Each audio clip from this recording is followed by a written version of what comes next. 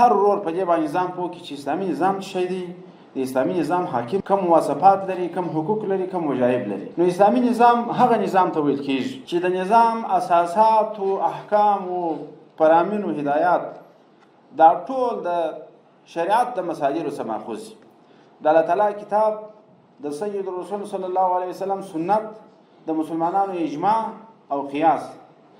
دغه څلور چې د نظام د فرامینو د قواعدو سرچینه دغه نظام ته وایي اسلامي نظام.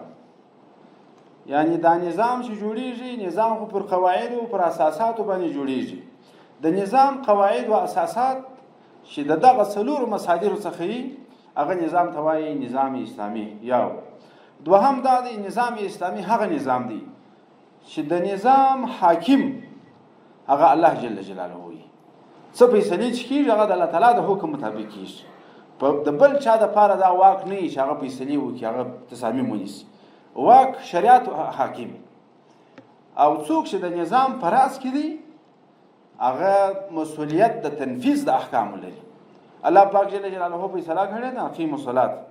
الله پاک فیصله کړې ده کتب علیکم القتال. الله پاک فیصله کړې ده کتب علیکم القصاص فی القتل. دغه فیصلې چې سوي دي د دې فیصلو د نفاذ دپاره چې څوک کار کوي دا د نظام حاکم دی. هغه به د خدای پاک د طرفه راغلی نظام، راغلی احکام د دې تنفیذ او نفاذ چې کوي دې ته حاکم ویل کېږي. دا د نظام مشر. نو دغه نظام اسلامي بلل کېږي.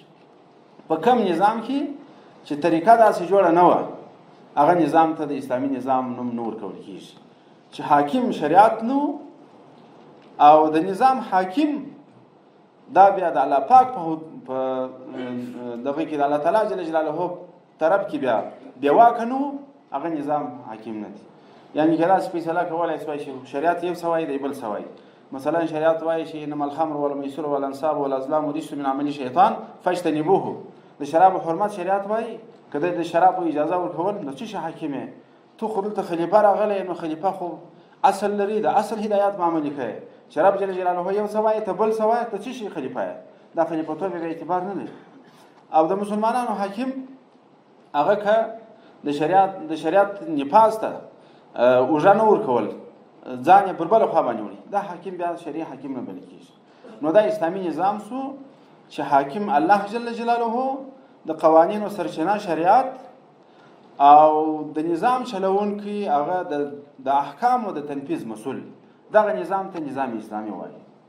قدرمنو دوام شی د نظام اسلامي هغه چلونکی او هغه مسؤل چې د احکام نافذوي د دې مسؤلیت نوم بیا امامت دی. امامت خلافت. امامت بیا زموږ استاد عقایدو چې تعریف کړي دي هغه داسې تعریف کړي دي هي ریاست عامه فی امور دین و دنیا نیابتا یا خلافتا عن النبی صلی الله علیه وسلم. دا یو ریاست عامه دی په امور دینیو کې او په امور دنیویو کې. په دواړو کې دا ریاست سپاره شوی دی شاته په شکل د نیابت عن النبی صلی الله علیه وسلم.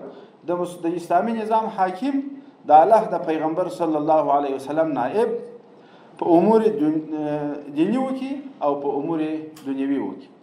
ځکه نظام خو دواړه امور په غاړه لري، هم به د خلکو دنیا ته متوجه، هم به د خلکو آخرت ته متوجه.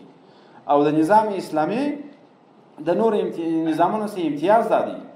نور نظامونه تا ته نظم راولي، تا ته امن راولي، ستا د اقتصاد کوشش کوي، ستا د پرمختګ کوشش کوي، خو دا د چارې یوازې او یوازې حصر دي در دنیا پورې.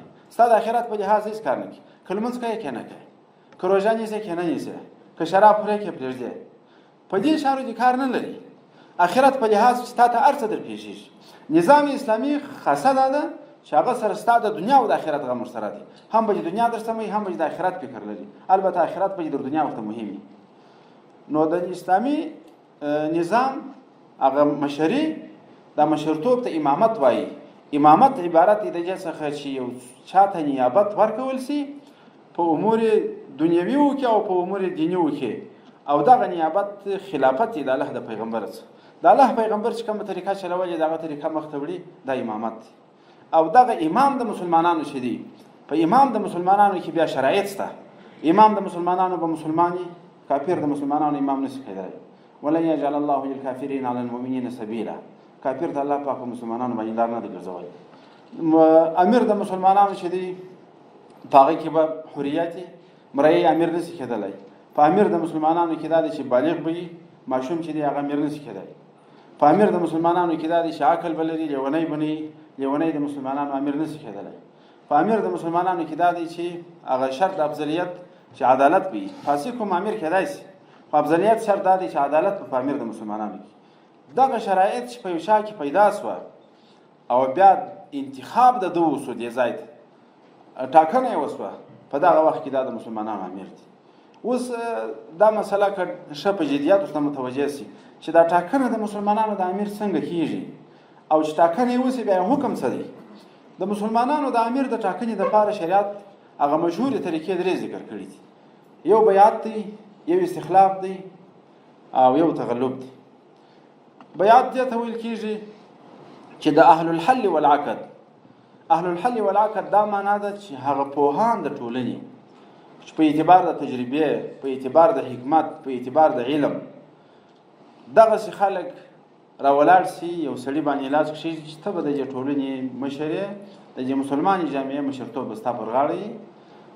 دا ټاکنه یې په دغه شکل باندې کېږي. دغه ټاکنې ته په دغه شکل چې وسي هغه ته وایي بیعت. بیعت معنا دا د بیع څخه ماخوذ دی. په بیع کې مسله داسې چې دکاندار ته درېږې، ته پیسې ورکوې، هغه تا ته یو بوتل غوړي درکوي، هغه تا ته وریجې درکوي، هغه تا ته اوړه درکوي. په بیعت کې دا دوه شان دي، د یوه طرفه څه سمني، دا بل طرفه څه مبیعه. په دغه بیعت کې چې د اهل الحل والعقد د یو چا سره بیعت وکړي، لاس په لاس کې ورکړي او ورته وایي چې ته زموږ امام یې، نو دې سړي څه ورکړه، د ده ته څه غوښتنه ده. دغه اهل الحل والعقد چې دي دا د ټولې مسلمانې جامعې نمایندګان دي. یو سړی چې وطني تجربه لري، یو سړی چې په نظامي امورو پوهېږي، یو سړی چې په حلال او په حرامو پوهېږي، په یو چا کې چې تجربه یې کاري، دا د هغه خالي الذهن مسلمان چې په هیڅ نه پوهېږي دغه نمایندګي کولی شي. نو د ټولې جامعې نمایندګي، د مسلمانې جامعې نمایندګي، دا اهل الحل والعقد، دا متنفذین د قوم، دا علماء کرام، دا قومندانان، دا د ټولې مسلمانې جامعې مثلا افغانستان دی، د دې 40 میلیونه نمایندګي دغه 15 نفره کوي. په دغه وخت کې چې کله بیعت د مسلمانانو د امیر سره کېږي، خو دا بیعت چې ورسره کېږي، د بیعت معنا څه شي ده؟ بذل العهد بالطاعة للامام. دا خپل وعده ورکول چې د دې چې زه ستا اطاعت کوم. ګوره ته مو امیر ټاکلی یې، در اوسه عادي سړی دی، دغسې دی لکه زه چې یم، لکه ته چې له کابل شي، خو چې کله دا مسلمانانو لاس په لاس کې ورکړي او دا وعده یې ورسره وکړله چې هم دې اطاعت کوو هم دې خبره منو، راسه زموږ مشکلات ته پر غاړه واخ، هغه یې بیعت قبول کړي چې سمه ده ما ستاسې بیعت قبول کړی دي. دلته دغه عادي سړی بیا ولاړ یې امیرالمؤمنین سو، دا ولاړ یې د مسلمانانو خلیفه سو. پرون چې څه حکم و نن یې بیا هغه حکم نه دی. نو دلته په بیعت کې دوې خبرې دي. د یوې خبرې څخه یوې طرفه څه د دې عامو خلکو څه د طرف نه دا وعده ده چې څه چې امر کوي زه بیا منم، او چې څه چې ویل هغه به اورم. ګوره دا د ټول ملت وعده وي. واوفوا بالعهد ان العهد كان مسؤولا.